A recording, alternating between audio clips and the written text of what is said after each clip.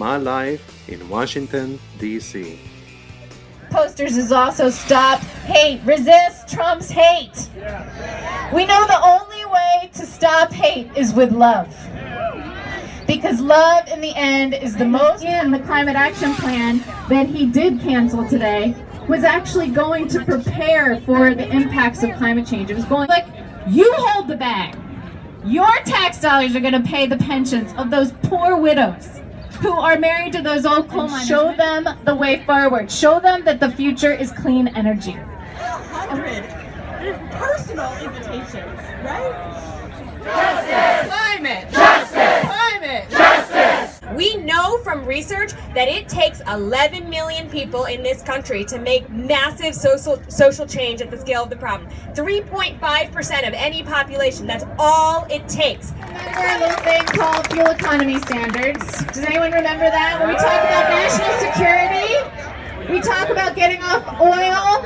This is what helped us. And what happened? We see a reversal of a move forward for the next phase of fuel economy standards for our vehicles. Taking away our choices so we can't choose more efficient vehicles. Hell no! Hell no! Hell no! Hell no! All right, and I that is the one, I mean, that is, he is known for so much in the Senate, and we are absolutely thrilled that he's here. He has been a climate champion his entire career. Waxman Markey, we went through, it's endless. Thank you all so much for coming out here on this historic day, because today Donald Trump did not sign an executive order.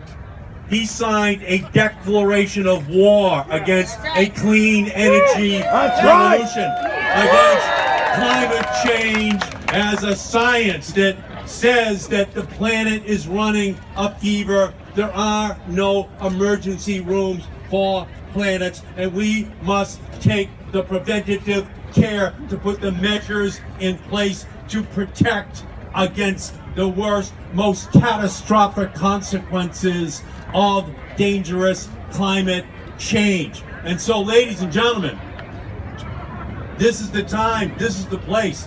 We are going to have to be the people who fight every single day that Donald Trump and his big oil cartel controls the energy and climate and environmental agenda for the United States of America. And it begins here today. He signs an executive order. He decides that he is going to declare war on our environment, and we say that we are going to resist, that we are going to fight every single day to make sure that we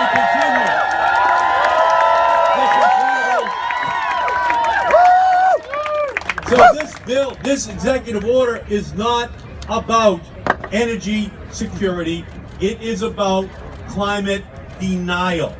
And we know what his formula is on climate change.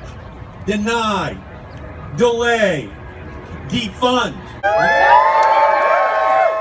So that we can move towards 54.5 miles per gallon by 2025, so that we can have an all-electric vehicle revolution, so we can have a plug-in hybrid revolution, so that we would move to solar on rooftops, creating the power for plug-in vehicles, so that there are no greenhouse gases going up into the atmosphere.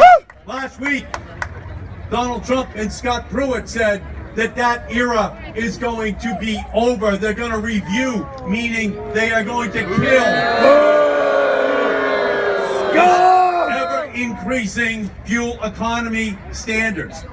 They are going to take the clean power rules, meaning our goal of a 32% reduction by 2030 of the greenhouse gases coming out of the utility sector. They are going to strip those off the books as well. The United States will not be the leader. The United States will be the laggard. We should be the leader, not the Chinese, not the Indians, not the Germans. We should be the leaders. And what we're going to have to do here in Washington and across the country, in all of the states, is that we cannot agonize. We are going to organize. We are going to organize.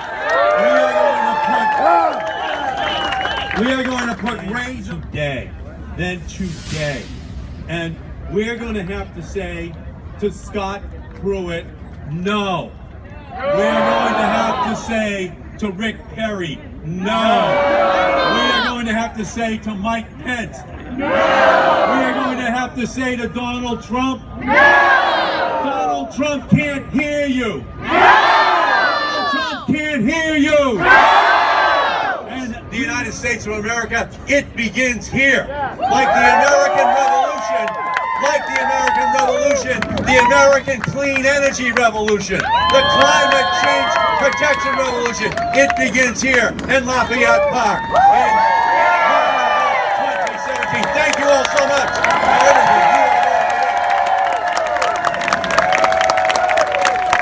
Thank you, Senator Markey! Senator Markey got us started here, but let's hear a few more chants. Hey, hey! Ho, ho! Ho, ho! Polluting Trump has got to go! Polluting Trump has got to go. Hey, hey. Ho, ho! Polluting Trump has got to go. Hey, hey. Ho, ho. Polluting Trump has got to go. Hey, hey. Ho, ho. Polluting Trump has got to go. Hey, hey. Ho, ho. Polluting Trump.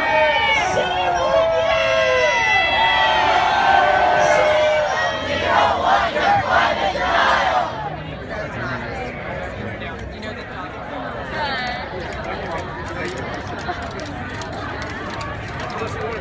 Best way to deal with a bully, certainly Donald Trump is a bloviating BS artist if ever there was one, is to make fun of him and mock him. That's the philosophy that Mel Brooks has used in making fun of Hitler, and that's my philosophy. I want to mock Trump because he's nothing short of a joke, and history will portray him as such. So I began first developing shirts by working with a local artist. We discussed the concept, and then he would come up with a rendering, and it led to us having a whole bunch of shirts, which I have online at dumptrumpshirts.com. Then we made a Trump money to hand out, and this is the front. And on the back, we were doing some advertising of the website by showing, since it's Trump dollars, and on the front it says I love Putin and all that. We had this stuff, and then I figured there's a better use for all of that, so we changed the front somewhat, had a picture of Putin in there rather than the hammer and sickle, because that really isn't relevant anymore. And so there would be a practical use, created a to-do list, or as I call it, pending stuff. And the number one most important thing that's pending is resist, resist.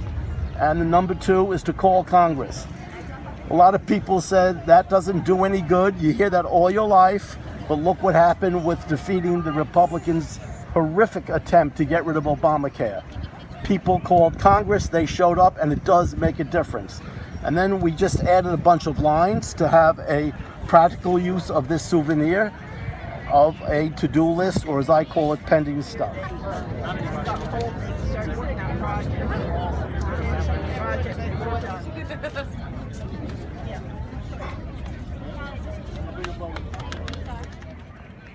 Thank you for watching.